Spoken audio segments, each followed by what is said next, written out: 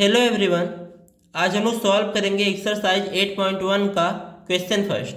In triangle A B C right angle at B, A B equals to 24 centimetre, B C equals to 7 centimetre, determine sine A cos A and sine C cos C. आपको यहाँ पे एक triangle दिया गया है, जो triangle है आपका ए बी सी, और उसका जो राइट एंगल है यानी जो 90 डिग्री वाला एंगल है वो कहाँ पे है, बी पे।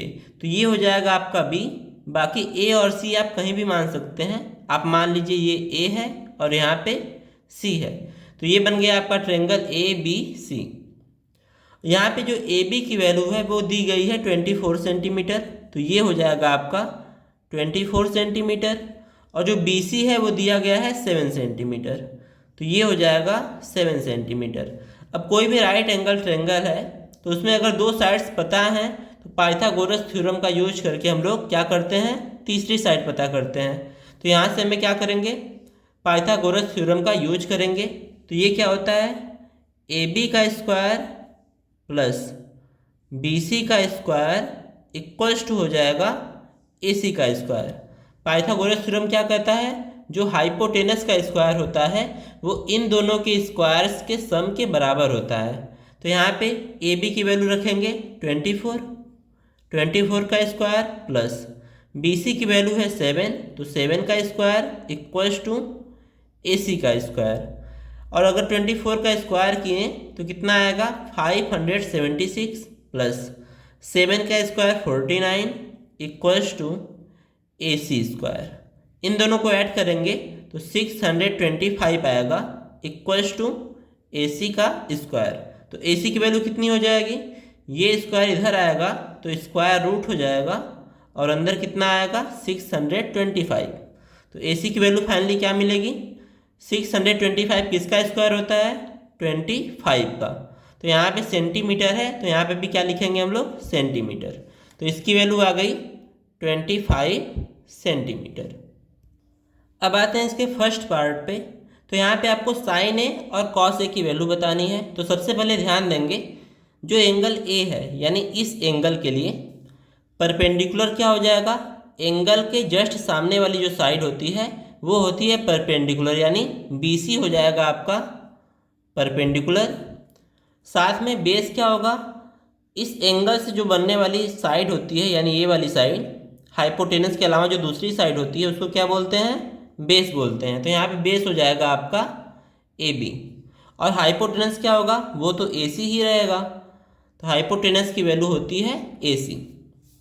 तो यहाँ पे ध्यान देंगे, साइन ए क्या होता है, साइन की वैल्यू होती है आपका परपेंडिकुलर अपॉन हाइपोटेनस, यानी परपेंडिकुलर है आपका बी सी और हाइपोटेनस कितना है, ए सी। और इन दोनों की वैल्यूज हमें पता है, परपेंडिकुलर की वैल्यू है 7 सेंटीमीटर बी सी और ए सी की वैल्यू है 25 सेंटीमीटर।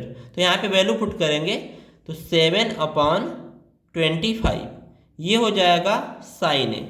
अब बात करेंगे कॉस ए की। तो कॉस ए की वैल्यू कितनी होती है, बेस अपॉन हाइपोटेनस। ये कॉस ए की वैल्यू हो जाएगी और बेस कितना है, ए बी, तो ये हो जाएगा ए बी अपॉन हाइपोटेनस कितना है, ए सी।